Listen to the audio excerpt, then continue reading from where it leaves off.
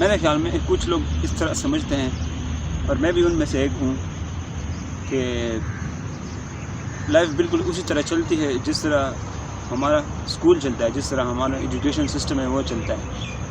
یعنی کہ ہم پہلے KG میں ہوتے ہیں، پھر ہم اس طرح 1ویں میں، پھر 2 3 اس طرح میٹرک میں پہنچ جاتے ہیں. تو وہ لائف کو بھی اسی طرح ہی سمجھتے ہیں. وہ سمجھتے ہیں کہ پہلے ہمارا جنم ہوتا ہے، ٹھیک ہے، پھر شادی ہوتی ہے، اور پھر ہم مر جاتے ہیں. تو اس طرح وہ لائف کو 3 سٹیپس میں سمجھتے ہیں. تو وہ پھر ساتھ میں یہ بھی سمجھتے ہیں، اور میں بھی ان میں سے ایک ہوں. میں بھی اس طرح اس کی سمجھتا ہوں ابھی تک فی الحال.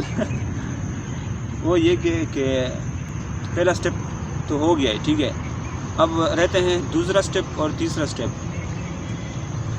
اگر میں آگے جانا نہیں چاہتا تو بس مجھے پھر سٹیپ نہیں لینا چاہیے، مطلب مجھے دوسرا سٹیپ نہیں لینا چاہیے. تو اس طرح میں تیسرے سٹیپ پہ بھی نہیں پہنچوں گا.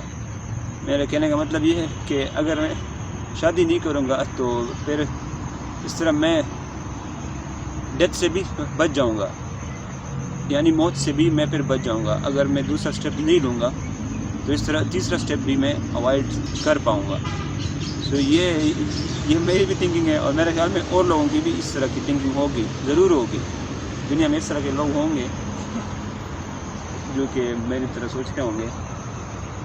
سو اس طرح پھر بندہ اپنے آپ کو امورٹل سمجھتا ہے کہ اس نے مرنا ہی نہیں ہے، کیونکہ وہ شادی ہی نہیں کر رہا، ٹھیک ہے نا، وہ دوسرا سٹیپ لے ہی نہیں رہا. تو تیسرا سٹیپ کیسے آئے گا؟ ٹھیک ہے. تو اس طرح کی کچھ بات چل رہی ہوتی ہے ہمارے ذہنوں میں، یعنی کہ میں اگر دوسرا سٹیپ نہیں لیتا تو پھر تیسرا سٹیپ نہیں آئے گا. تیسرا سٹیپ ہے موت کا، ڈیتھ کا. دوسرا سٹیپ ہے شادی کا. تو اگر آپ دوسرا سٹیپ نہیں لوگے تو تیسرے پہ آپ نہیں پہنچو گے. اس طرح آپ موت کو اوائڈ کر لو گے، آپ امورٹل بن جاؤ گے. کیا خیال ہے؟ اگر آپ نے امورٹل بننا ہے تو آپ شادی نہ کریں، ٹھیک ہے جی.